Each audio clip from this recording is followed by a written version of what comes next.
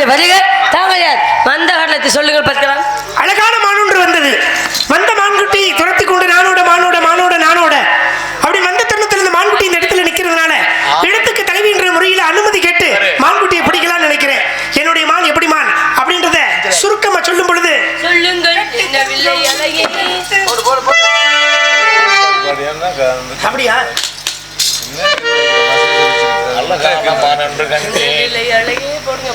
என்ன விலை அழகே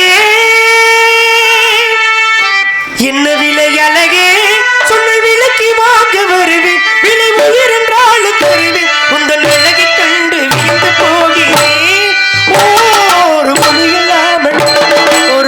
இல்லாமல் மௌனமாகிறேன் விலை அழகே விலைக்கு வாங்க வருவேன் விலை உயிர் என்றால் தருவேன் உங்கள் அழகை கண்டு விழுந்து போகிறேன்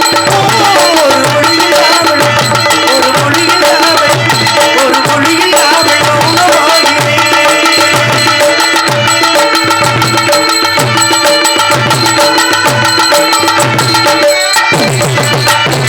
படைத்தான் இறைவன் உனையே மறைத்தான் அவனை உடனே கலவி படைக்கும் சிறத்தை ஒழுக்கம் பெரிய பெரிய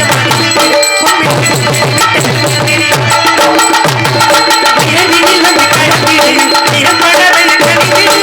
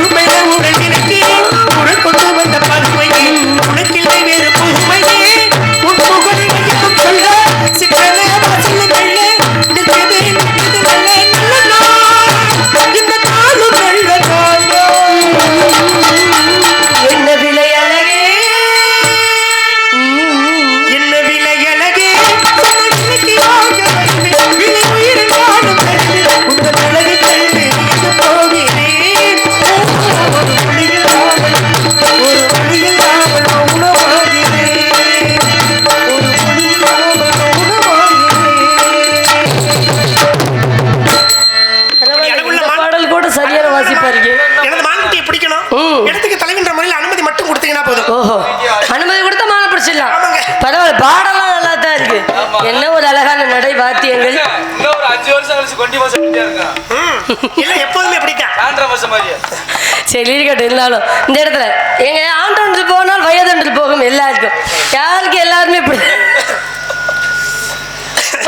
சும்மா இங்க இந்த இடத்துல மான பிடிக்க நீங்க வந்திருக்கீங்க. ஏன்னா இந்த நேரத்துல மான் மான் மான் என்று சொல்லி வந்தாலும் என்னுடைய இடத்துல மான்கள் தங்கி செல்வதற்கான ஏதுவான இடம் இது கிடையாது. இது குறிஞ்சி நிலம், ரொம்ப குளுமையான பகுதி. எங்கே பார்த்தாலும் பச்சை பசலன்று அப்படியே குழு குழு குழுன்னு இருக்கும். இங்க மான்கள் தங்கி செல்வதற்கான தட்பவெட்ப சூழ்நிலை இது ஏற்றுவான இடம் கிடையாது. ஆனால் இங்க மான் வரல, வேற வழியை பார்த்து செல்வது மிகவும் நல்லது. நீங்க சொல்றது மாதிரி சாதாரணமான இருந்தா குழு குழு குழு குழுன்ற இடத்துல அந்த மான்கள் வராத உண்மைதான். ஆனா இந்த மான் விசித்திரமானது, அதன் விசித்திரமான வித்தியாசமானது. வேட்டையாட வந்தேன், வினயமான ஒன்றை கண்டேன், ஓட்டமாக வந்தேன், உள்ளே நுழைய கண்டேன். வில்லை போன்ற புருவமுங்க. ஆகா, இந்த புருவத்தை பார்த்தோன்னு வச்சுங்களேன், வில்ல வளைச்சா எப்படி இருக்கும் அது போல அப்படியே இருக்கு மானுக்கு. அம்மா புருவம் புருவம் நீங்க பார்த்தேன் என்னுடைய மான். அதே போல விழிய பார்த்தோன்னு வச்சுங்களேன், வேல்விழி வியல்விழி கயல்விழி என்றாலும் என்னுடைய மானின் விழி அதை காட்டிலும் சிறந்தது. தாமரை போன்ற கண்ணமுங்க.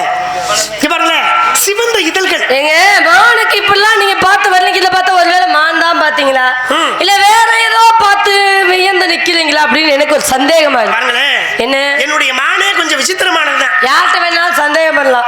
இறைவன்கிட்ட சந்தேகம் வைக்கலாமா? இறைவனுக்காக தொண்டு செய்யக்கூடிய அடியார்கள் மீது சந்தேகம் வைக்கலாமா? ஒருத்தருக்கு சந்தேகம். என்ன சந்தேகம் அப்படின்னா, எம்பெருமான் முருகனுக்கான கும்பாபிஷேகம் தானே. முருகனுக்கு 6 படை வீடு. 6 படை வீட்டுல 3வது படை வீடு எந்த வீடு? பழனி. பழனி. பழனி மலையில பாருங்க, கீழே இருக்கக்கூடிய ஒருத்தர் பழக்கடை வச்சிருந்தார். வாழைப்பழ கடை. வாழைப்பழம். ஆமாங்க. சரிங்க. இந்த வாழைப்பழ கடையில அனுதினமும் அவருக்கு என்ன ஒரு வேண்டுதல்னா, என்னுடைய வாழைப்பழத்தை வச்சுதான் பஞ்சாமிர்தம். பஞ்சாமிர்தம் செய்வதற்கு முதல்ல தேவை வந்து வாழைப்பழம், சர்க்கரை, தேன், கல்கண்டு, இதெல்லாம் தேவையில்லை. பேரிச்சம்பழம்னா 5 பொருட்கள் சேர்ந்துதான் பஞ்சாமிர்தம் சேர்ந்து வரக்கூடியது. இந்த வாழைப்பழத்தை நான் தான் முதல்ல இறைவனுக்கு பஞ்சாமிர்தத்துக்கு நைவேத்தியத்துக்கு கொடுப்பேன் அப்படின்னு வேண்டிக்கிட்டார். சரிங்க. அவன் வேண்டிக்கிட்ட அவர் பேர் வந்து பாலதண்டாயுதபாணி அவர் பேரும். அந்த வேண்டுதலை கொண்டு போய் கொடுக்கணும். காலையில எப்பொழுதுமே அதிகாலையில இப்படி 5 மணிக்கு போல இந்த 2 கூட வாழைப்பழத்தை கொண்டு போய் அங்க சன்னதியில ஒப்படைக்கணும். பழனி மலை என்ன ரொம்ப கொஞ்சம் படியா இருக்கு, 600 படிக்கு மேல இருக்கு. தினமும் கொண்டு போனோம்னா ஒரு ஆள் வேலைக்கு வச்சிருக்காரு. இந்த வேலைக்கு வந்த ஆளை சொல்லி தினமும் கொண்டு போய் கொடுத்துட்டு வாப்பான்னு 2 கூட வாழைப்பழம் கொடுத்து விடுவார். தினமும் கொண்டு போய் அவரும் போய் ஒப்படைச்சிட்டு மீண்டும் கீழே வருவார். தினமும் இப்படி காலையில போறனால ஒரு நாள் அவருக்கு உடல்நிலை சரியில்லை. ஆமா, சாப்பிடாம கொள்ளாம வந்துட்டார். பசி அதிகமாயிடுச்சு. பாதி படியிலேயே மயக்கம் வந்துருச்சு. அப்பதான் நினைச்சாரா, கையில 2 கூட வாழைப்பழம் இருக்கு, பசிக்குது வேற, மயக்கமா இருக்கு, 2 பழத்தை சாப்பிட்டா பார்க்கவா போறாங்க, இல்ல குறைஞ்சது தெரியவா போகுது அப்படின்னு பசி மயக்கத்துல என்ன பண்ணாரா, 2 பழத்தை எடுத்து சாப்பிட்டு கொண்டு போய் அங்க கொடுத்துட்டாரு நைவேத்தியத்துக்கு, பஞ்சாமிர்தத்துக்கு. கொடுத்த உடனே பாருங்க, அன்னைக்கு இரவு கனவுலையே இறைவன் முருகன் வந்து சொன்னாரு அந்த கடைக்கார்ட்ட, முதலாளிகிட்ட, அடே நீ கொடுத்த 2 வாழைப்பழம் மட்டும் எனக்கு வந்து சேர்ந்துச்சுன்னு முருகன் சொன்னாரு. என்னடா முருகன் 2 வாழைப்பழம், தினமும் 2 கூட வாழைப்பழம் கொடுத்து விடுதோம், 2 வாழைப்பழம் மட்டும் கொடுத்தோன்னு சொன்னாரு சொல்லி இவளுக்கு சரியான கோபம். இன்னைக்கு அவன் வரணும், ஏன்டா எத்தனை பழம் கொண்டு போன, 2 பழம் மட்டும் வந்துச்சுன்னு சொன்னானே முருகே, அப்ப அவன் சொன்னது பொய்யா இல்ல நீ சொல்றது பொய்யான்னு ரொம்ப கோபத்துல இருக்காரு. சரி, வழக்கம் போல காலையில வராரு. வந்த உடனே ஐயா பழம் கொடுங்க, நான் போய் கோயில கொடுத்துட்டு வரேன் அப்படின்னு கேட்கிறாரு. கேட்க அவர் கேட்டாரா, நேத்து எத்தனை பழம் கொண்டு போனேன்னு கேட்டாராம். இது என்ன அதிசயம், 2 கூட வாழைப்பழம் நீங்க கொடுத்ததான் கொண்டு போனேன் அப்படின்னாரா. இல்ல 2 பழம் தான் கொடுத்தேன்னு முருகன் சொன்னானேன்னு சொல்லி 2 பேருக்கு சண்டை அடிச்சு போட்டாரு. அப்பதான் சொன்னாரா வழி தாங்காம, ஐயா 2 கூட வாழைப்பழம் கொண்டு போய் கொடுத்ததெல்லாம் உண்மைதே, எனக்கு பசி கறக்கும், ரொம்ப நேரம் நடந்து போக முடியல, கொஞ்சம் படியா இருந்தா பரவாயில்ல, நான் மயங்கி விழுற நிலையில இருந்தேன், அதனால இவ்வளவு பழம் இருக்கே 2 பழம் சாப்பிடலான்னு எடுத்தேன்னு சொன்னாங்க. அப்ப பசிக்காக ஒருவனுக்கு கொடுக்கக்கூடிய வாழைப்பழமோ ஒரு உணவோ யாருக்கு கொடுத்ததா ஐதீகமா, இறைவனுக்கு பசிக்காக ஒருத்தர் கொடுத்தா அது இறைவனுக்கே கொடுத்ததாக ஐதீகமா. அப்பதான் நினைச்சானா, இத்தனை நாள் நம்ம பெருமைக்கு போய் 2 கூட வாழைப்பழம் அனுப்பி விட்டோம், அதெல்லாம் இறைவனுக்கு போய் சேரல, பசிக்கு சாப்பிட்டேன் பாரு, இதுதான் இறைவன் இடத்துல போய் சேர்ந்ததுன்னு அவர் முதலாளி நினைச்சாராம். அந்த மாதிரி யாருக்கு எந்த நேரத்துல எப்ப கொடுக்கணும்னு அவனுக்கு தெரியும், இந்த இடத்துல எனக்கும் தெரியும். நம்ம மானுவல்ல ஒரு மயில் கிளம்பும். இங்க பாருங்க, இப்படிதான் பெருமாள் என்ன கேட்டீங்கன்னா, பெருமாள் மகாலட்சுமி பூமியில அவதாரம். அவதாரத்தை எடுத்து என்ன பண்றாங்க, கூட வைக்கிறது வழக்கம். எங்க கூட வைக்கிறது வழக்கம், கூட வைக்க போறாங்க. அப்ப பாத்தீங்கன்னு வச்சுங்களேன், அந்த பெருமாளையும் மகாலட்சுமியும் காப்பாத்துறதுக்காக சிவபெருமான் வந்து காப்பாத்துறது. ஏன், ஒரு பெரிய கம்மா உடையும் தருவா, 2 மண்ணெண்ணி கொட்டுனா அது வந்து கம்மா உடையாம பாத்துக்கலாம். ஆனா அதை கேட்காம போயிட்டு மறுபடியும் வரும்போது பாத்தீங்கன்னா கம்மா உடைஞ்சு போகுது. தெரிஞ்ச உடனே அந்த இடத்துல பாக்குறாரு. பார்த்த உடனே சிவபெருமான் ஆகப்பட்டவர் வந்தவர் கேட்டீங்கன்னா ராஜாவோட மகன் இளவரசனா. அப்ப இளவரசன் சிவபெருமானா வந்து குதிரையில வந்து என்ன பண்றாங்க கேட்டீங்கன்னா, அந்த பெருமாளையும் மகாலட்சுமியும் பூமிக்குள்ள வந்து உயிரோட புதைக்கும் பொழுது அவங்க 2 பேரையும் காப்பாத்திட்டு இவரு தன்னுடைய உயிரை கொடுத்து மறுபடியும் ஒரு விடங்கள் கழிச்சு என்னன்னு கேட்டீங்கன்னா இறைவனா காட்சி கொடுத்து இதுவரைக்கும் அருள் பாலித்துட்டு வராரு. ஏன்னு கேட்டீங்கன்னா அது நடந்த உண்மை. நானும் ரொம்ப நாட்களாக இது பண்ணிட்டு இதுக்கு என்னடா அப்படின்னு சொல்லிட்டு தேடணும்ன்ற ஒரு தேடல். அப்ப தேடல் கிடைத்தது. அப்ப நந்தியும் பெருமாளும், நந்தி பெருமாள் அப்படின்ற ஒரு பெயரோடு இன்ன வரைக்கும் என்னன்னு கேட்டீங்கன்னா பெருமாளும் சிவனும் பெருமாளையும் சேர்த்து வழங்கி வரக்கூடிய ஒரு நிகழ்வாக இன்று வரையும் நடந்து வருகிறது. வரலாறு நிறைய தெரிஞ்சுக்கிட்டு வாங்க, இன்னும் நிறைய இருக்கு. அந்த கதையோட பத்மாச்சரன், கமலாச்சரன், வித்மிகன் என்று சொல்லக்கூடிய 3 மாய அரக்கர்களை கொன்று அந்த கோபம் தனியாம இருந்ததுனால அந்த ஊருக்கு பேரு தனியா மங்கலம் அப்படின்ற ஒரு பேரு. மங்கலமா நாளை கழிச்சு நாங்க அங்கேதான் போறோம். பாத்தீங்கன்னு வச்சுங்களேன், நெத்தியில வந்து அந்த குங்குமத்தை எடுத்து இப்படி வச்சதுனால எதுக்கு வச்சாங்க, இங்க பாருங்க, தனிவதற்காக அந்த கோபத்தை தணிப்பதற்காக. அப்படியா? அம்மா, யார் அதனாலதான் தனியா மங்கலம் என்ற ஒரு பெயர் வந்தது. இந்த நெத்தியில ஏன் குங்குமம் வைக்கிறாங்க? எதுக்கா பெண்கள் வைக்கிறாங்க? அதை ஏன்னு கேட்டேன். இங்க பாருங்களேன், இந்த இடத்துல நெத்தியில பெண்கள் வந்து எத்தனை இடத்துல குங்குமம் வைப்பாங்க? அதை 5 இடத்துல வைக்கணும். 5 இடத்துல எந்தெந்த இடம்? 5 இடத்துலனா முதல்ல வந்து திருமணம் ஆகாதவங்க 3 இடத்துல வைக்கணும். திருமணம் ஆன பெண்கள் 5 இடத்துல வைக்கணும். அதை குத்து விளக்கு கூட 5 இடத்துல இந்த குங்குமம் வைப்பாங்க. முதல்ல பாருங்க, திருமணமான உடனே இங்க கணவனுக்காக வைப்பாங்க 1. அதை விட இங்க வைக்கிறது ஒரு காரணம் இருக்கு. என்ன காரணம் அப்படின்னா, சிவனுக்கு 3வது கண் கொடுத்தவள் சக்தி. இந்த சக்தியாகப்பட்டவளுக்கு தான் முதல்ல முக்கண் இருந்துச்சான். அந்த முக்கணாகப்பட்டது சிவபெருமானை திருமணம் செய்த பிறகு தனக்கான ஆடவன் வந்த பொழுது நம்மளுக்கு எதுக்கு இந்த 3வது கண், சிவனுக்கே கொடுத்தலாம் அப்படின்னு சக்தியாகப்பட்டவள் தன்னுடைய 3வது நெற்றிக்கண்ணை பிடுங்கி சிவபெருமான் கொடுத்தாராம். அந்த இடத்தில் பிடுங்கிய பொழுது குருதி வழிந்ததாம். அப்படி குருதி வழியும் பொழுது சிவன் சொன்னாராம், எனக்காக கண்ணையை கொடுத்த பத்தியா, 3வது கண்ணை கொடுத்தனால இனிமே அந்த இடத்தில் எல்லா பெண்களும் திலகம் இட வேண்டும் என்று அந்த குருதியை நிப்பாட்டுவதற்காக. திலகவதியில திலகம், திலகம் சொன்னேன், குங்குமம்னு அர்த்தம், குருதினா ரத்தம்னு அர்த்தம்.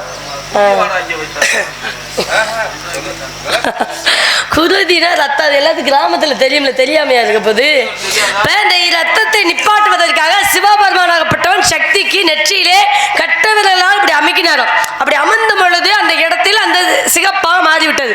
அதனால திருமணமான உடனே பெண்களுக்கு இங்கே வந்து தன் கணவனுக்காக திருமணமான பெண் என்று நிலைநாட்டுவதற்காக எகுத்தாப்புல அவர் ஆம்பளை தலை குனிஞ்சு போற பொம்பளைய நெத்தியில பார்த்தா இந்த பொண்ணுக்கு கல்யாணம் ஆயிடுச்சு, ஆகல அப்படின்னு பார்த்து தெரிந்து கொண்டு அடுத்தவர் மனைவிவராக வேற ஒரு நோக்கத்துடன் பார்க்க கூடாது என்பதற்காக இங்க பொட்டு வச்சோம். வேற ஒரு மனைவி, வேறொருடைய மனைவி வரா, நம்ம தவறான எண்ணத்தோட அந்த பெண்ணை பார்க்க கூடாது என்பதற்காக இங்க வைக்கக்கூடிய பொட்டு. ஆமா, அந்த குங்குமம். மீண்டும் பாருங்க, இது சக்திக்காக வைத்த திலகம். இரு புருவங்களுக்கு மத்தியில் இருக்கக்கூடிய குங்குமம் பெண்களுக்கு எப்பொழுதுமே ஞாபக சக்தியை தூண்டும் திறன் கொண்டது. இங்கே வைக்கக்கூடிய குங்குமம், அதனால இரு புருவங்களுக்கு இடையில் வைக்கக்கூடிய குங்குமம் பெண்களுக்கு எப்பொழுதுமே ஞாபக சக்தியை தூண்டும். இது திருமணம் ஆனாலும் வைக்கலாம், திருமணம் ஆகாத பெண்களும் இந்த இரு புருவங்களுக்கு மத்தியில் வைக்கலாம். அப்பதான் குங்குமம் வச்சோம். இப்ப குங்குமம் எல்லாம் வைக்கிறது இல்ல. அதுல எத்தனை போட்டு, கல்லு போட்டு, அந்த போட்டு, இந்த போட்டு, ஸ்டிக்கர் போட்டுன்னு இப்ப பொட்டே வைக்கிறது இல்ல. அம்பிட்டு வெறும் நெத்தியா வீட்டுக்கு போறது, அப்படி நிலைமை ஆயிப்போச்சு. அதை காட்டிலும் இங்கே கண்டம் என்று சொல்லக்கூடிய கழுத்துல வைக்கிறது 4, அதை விட உச்சந்தலையில் வைப்பாங்க. 5 இடத்துல பெண்கள் திருமணம் ஆனவங்க குங்குமம் வைக்கணும், 3 இடத்துல திருமணம் ஆகாதவங்க குங்குமம் வைக்கணும். சரி, நான் கேட்டேனே, என்ன கேட்டீங்க? நான் சொன்னேன்ல, நீங்க சொன்ன வார்த்தையிலே வந்துருச்சுலங்க. சரி இருக்கட்டும், அதனால நேரத்துல மான் உங்களுக்கு வேணும், அப்படித்தானே? தேடி வந்த உண்மையில் மானம் வந்திருந்த அல்லகின்றேனா, இன்றைக்கும் நான் தான் தலைவியின் நாட்டில், இன்றைக்கும் நான் தான் தலைவியின் நாட்டில். தேடி வந்த உண்மையில் மானம் வந்திருந்த அல்லகின்றேனா, இன்றைக்கும் நான் தான் தலைவியின் நாட்டில், இன்றைக்கும் நான் தான் தலைவியின் நாட்டில்.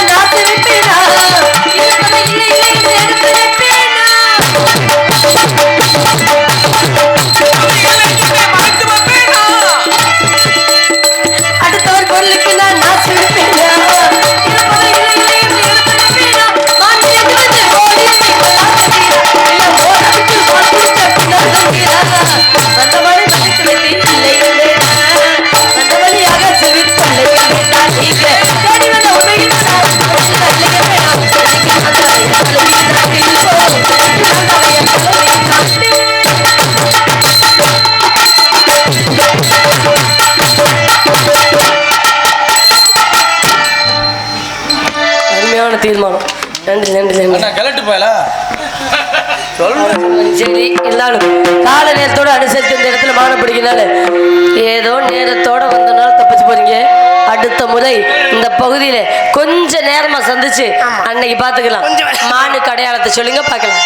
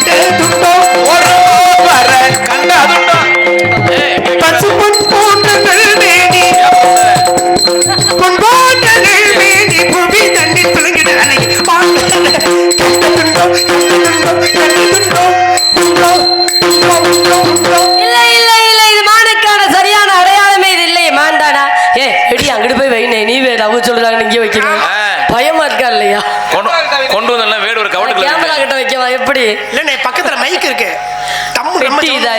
அதனால இங்கிட்டு வைங்க. இது மானுக்கான அடையாளம் தெரியும். நான் தேடி வந்தது மானே அல்ல. பிறகு எதை தேடி வந்து வள்ளி ஒண்ணு ஆத்தங்கர ஓரத்திலே அன்று வந்த உருவமா உன்ன அழகழகா உன்ன அழகழகா ஆத்தங்கர ஓரத்திலே அன்று வந்த உருவமா அழகழகா அழகட்டி பழக வந்த பருவமா நெற்றிரவு வந்தவளா நெருஞ்ச இன்பம் தந்தவளா அம்மா நேத்து முந்தானாத்துன்னு இங்க வாங்க வேலை இருக்கு. உங்க சௌரியத்துக்கு போனா நல்லா பேசுனீங்க, நல்லா பாடுனீங்க. இந்த நேரத்துல நான் சொல்லல, மக்கள் விரும்புறாங்க. ரெண்டு பேரும் சேர்ந்து ஒரு குத்தாட்டம் போட்டா நல்லா இருக்கும். காலங்கத்தல். ஆமா ஆமான்னு கத்துனேன். அச்சம் பண்ணு போய் சொல்லுமாடா. ஐயப்பா நேராயிடுச்சு. வந்தவரா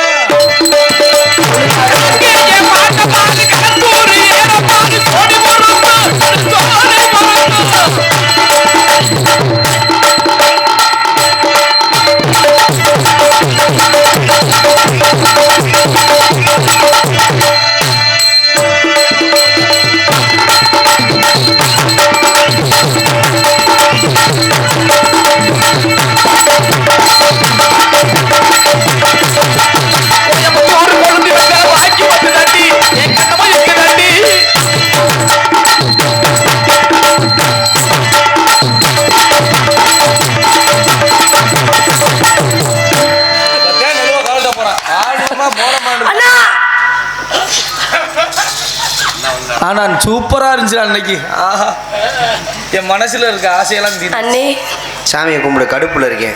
ஏன்னு அப்படி கடுப்புல இருக்கு? எதுக்கு மணி கூப்பிட்ட? இல்ல வந்து வீடு மோனி தேடி வரலையாம். அவரோட சேர்ந்து குத்தாட்டம் போட்டு விட்டு அப்படிதான் ஆட சொன்னேன். அவங்களும் ஆட சொன்னாங்கன்னே. அவன் என்ன சொன்னாலும் கேட்கலாமா? அவன அண்ணன் தானே. கலவணிப்ப அவன் கடைசி அண்ணே, கொஞ்சம் மூட வச்சு கம்மி. அப்படியா? அதையா பேசிட்டே இருந்தேன். இப்பதான் தெரியும். அவன் கடைசி ஆளு. சாமியை கும்பிடுறா. கும்பிட்டுருவோம். மனம் படைத்தேன் உன்னை நினைப்பதற்கு நான் வழி விடுத்தேன் உன்னை மறப்பதற்கு. மனம் படைத்தேன் உன்னை நினைப்பதற்கு நான் வழி விடுத்தேன் உன்னை மறப்பதற்கு.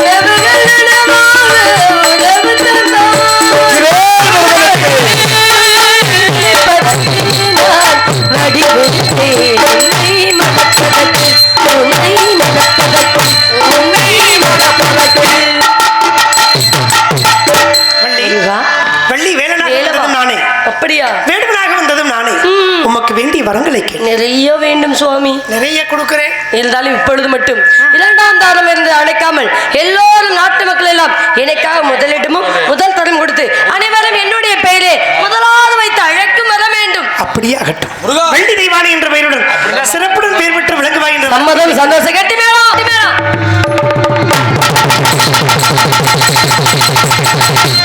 நாடு செழிக்கவனும் நல்ல மழை பெய்யவனும் ஊரு செழிக்கவனும் என தங்கமே ஊரெல்லாம் வாழ வேண்டும். பட்டி பெருகவனும் பால் பணம் கொண்டவன ஊற்று பெருகவனும் என தங்கமே உருவமெல்லாம் வாழ வேண்டும்.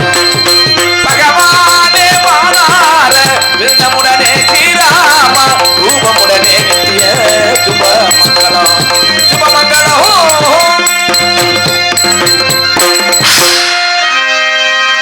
நாடகத்தை இதுவரையில் மதிகாத்து கண்டு ரசித்த அன்பு கிராமத்தார்களுக்கும் விழா குழுவினர்களுக்கும் மற்றும் அன்னை வேட்டுக்குள்ள வெளியே போட்ட அன்பு நண்பர்களுக்கும் இந்த பிள்ளை நீ அடிச்சுட்டே இருக்கியா ஒளி அமைத்துக் கொண்டிருக்கும் எங்களது அய்யனார் ஆடியோஸ் அன்பு நண்பர்களுக்கும் எங்களது நாடக கலை குடும்பத்தின் சார்பாகவும் நாடகத்தின் அமைப்பாளர் அன்பு சகோதரி எங்களது அலர்களை சேர்ந்த ராஜ நடிகை மணிமேகலை அவர்களும் மற்றும் அன்பண்ணார் அப்பேர் என்ன பார் பாலா அவர்கள் சார்பாகவும் நெஞ்சார்ந்த நன்றிகள் மற்றும் இங்கே சிறந்த முறையில் வீடியோ எடுத்துக்கொண்டிருக்கும் எங்களது அன்பண்ணார் மாயாகுளம் மாதவன் அன்பண்ணா அவர்களுக்கும் வெளிநாடு வாழும் நண்பர்களுக்கும் மனமார்ந்த நன்றி. வணக்கம்.